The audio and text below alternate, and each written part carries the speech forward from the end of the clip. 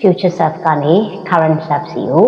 manifestation vibration alignment ဖြစ်အောင်လို့လုပ်ပြီးတဲ့စာတစ်စောင်ဒီလေ့ကျင့်ခန်းလေးတအားအရေးကြီးပါတယ်။အဲ့တော့ဒီ future self ကနေ current self စီကိုရေးတဲ့စာတစ်စောင်ကိုဒီနေ့မှာကိုယ့်ရဲ့ version ကိုပြန်ပြီးတော့ဒီ vibration meditation လေးနဲ့ပြန်ပြီးတော့ချိန်ညှိမယ်။ကိုချစ်ရတဲ့အနာဂတ်ကကိုစီကတင်ကိုဒီနေ့မှာစာတစ်စောင်ရောက်လာပါတယ်။ဒါကြောင့်မလို့မျက်စိလေးနှိပ်ပြီးတော့ဒီစာလေးကိုနားထောင်စေချင်ပါတယ်။ Dear me ဒီစာကိုနင်းရဲ့အနာဂတ်ကနေပြီးတော့နင်းကိုပေးလိုက်ပါတယ်အခုနင်းနေနေတဲ့အချိန်မှာကျမရဲ့အနာဂတ်ကိုဖန်တီးပေးခဲ့တဲ့အရေးကြီးဆုံးအချိန်တွေကတစ်ခုဖြစ်တဲ့ဆိုတာနင်းသိရလားနင်းလုပ်နေတဲ့အရာတိုင်းနင်းစူးစမ်းနေတဲ့အတွေးခေါ်တိုင်းဟာအခုနောက်တဲ့ကြည့်လိုက်တဲ့အခါမှာဘလောက်တန်ဖိုးရှိတယ်ဆိုတာကိုမဖြစ်မနေသိလာရလိမ့်မယ်ဒီနေ့တော့မှမင်းစိတ်သက်ကြနေတာမျိုးရှိနေတော့မှတကယ်အောင်မြင်မှုရဲ့တိဆောက်တဲ့လမ်းကြောင်းပဲဖြစ်တာပါအခုမင်းရဲ့အနာဂတ်မှာရှိတဲ့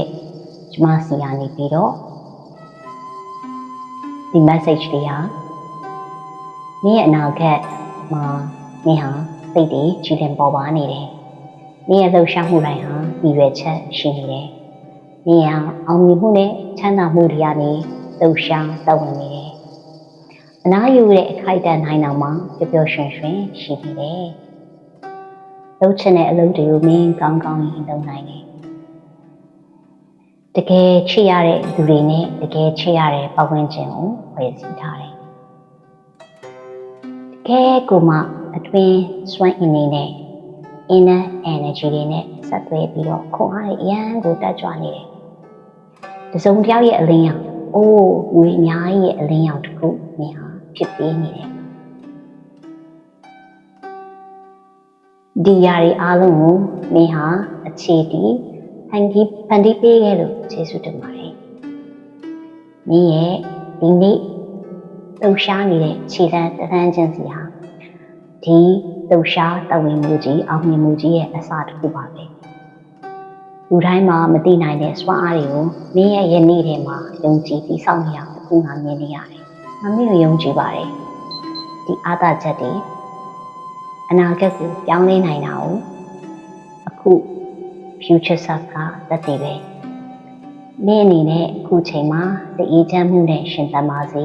။မင်းဟာဒီလမ်းကြောင်းအခုသွားနေရတဲ့လမ်းကြောင်းတကယ်မှန်နေပါတယ်။ချစ်ခင်စွာဖြင့်မင်းရဲ့အောင်မြင်ပြီးဖြစ်နေတဲ့ future self thank you